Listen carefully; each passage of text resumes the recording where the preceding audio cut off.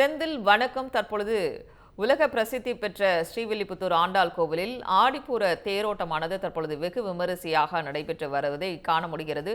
அங்கு செய்திருக்கக்கூடிய ஏற்பாடுகள் என்ன? மக்கள் அங்கு அதிக அளவில் கூடியிருக்கிறார்களா? நிச்சயமாக சங்கீதா. அதாவது விருதுநகர் மாவட்டம் ஸ்ரீவில்லிபுத்தூரில் உலக பிரசித்தி பெற்ற ஆண்டாள் கோவில் உள்ளது. இந்த ஆண்டாள் கோவில் தமிழக அரசின் முத்திரை சின்னமாகவும் விளங்கக்கூடியது. இந்த ஆண்டாள் கோவிலின் ஒவ்வொரு வருடமும் ஆடிப்புற திருவிழா வெகு விமர்சையாக கொண்டாடப்படுவது வழக்கம். அதேபோல் இந்த ஆண்டும் ஆடிப்புற திருவிழா கடந்த 6ஆம் தேதி கொடியேற்றத்துடன் துவங்கியது. கோதை பிறந்த ஊர் கோவிந்தன் வாழும் ஊர் என்று பெயர் பெற்றது. ஸ்ரீவில்லிபுத்தூர் கோதை ஆகிய ஸ்ரீ ஆண்டாள் பிறந்த ஊர். ஸ்ரீவில்லிபுத்தூரில் ஆடிப்புற விழா என்பது மிக முக்கிய நிகழ்ச்சியாகும். இந்த விழாவின் முதல் திருநாளான அன்று இரவு 16 சக்கர வாகனத்தில் ஸ்ரீ ஆண்டாள் ரெங்கமன்னர் பவனி நடைபெற்றது.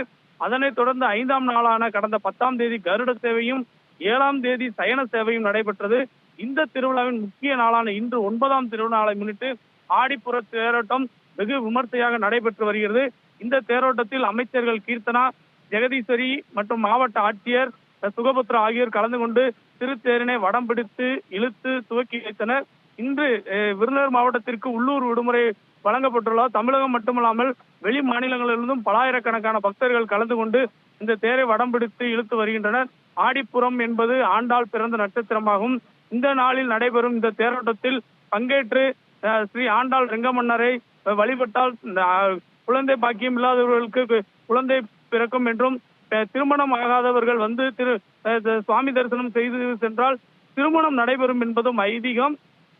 இதனால் இன்று அதிகாலை 4:30 மணிக்கு ஸ்ரீ ஆண்டாள் ரெங்கமன்னர் உற்சவர்களுக்கு சிறப்பு அபிஷேகம் செய்யப்பட்டு மதுரை கள்ளழகர் சூடி கலந்த வஸ்திரத்தை உடுத்தியும் திருத்தேரில் பல்வேறு வண்ண மலர்களால் அலங்கரிக்கப்பட்ட திருத்தேரில் ஆண்டாள் ரெங்கமன்னர் எழுந்தருளி செய்தனர்.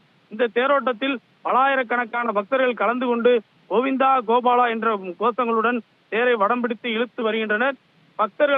பலாயிரக்கணக்கான பக்தர்கள் குவிந்துள்ள நிலையில் பாதுகாப்பு பணிகளுக்காக சுமார் 1500க்கும் மேற்பட்ட காவல்துறையினர் பாதுகாப்பு பணியில் ஈடுபடுத்தப்பட்டுள்ளனர். 4 ரத விதிகளின் வழியாகவும் இந்த தேரோட்டமானது நடைபெற்று வருகிறது. சங்கீதா,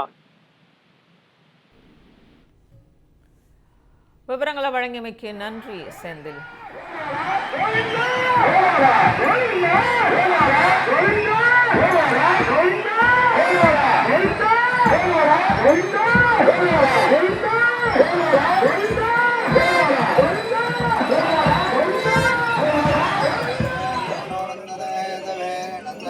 சுந்தரியை கோதாயை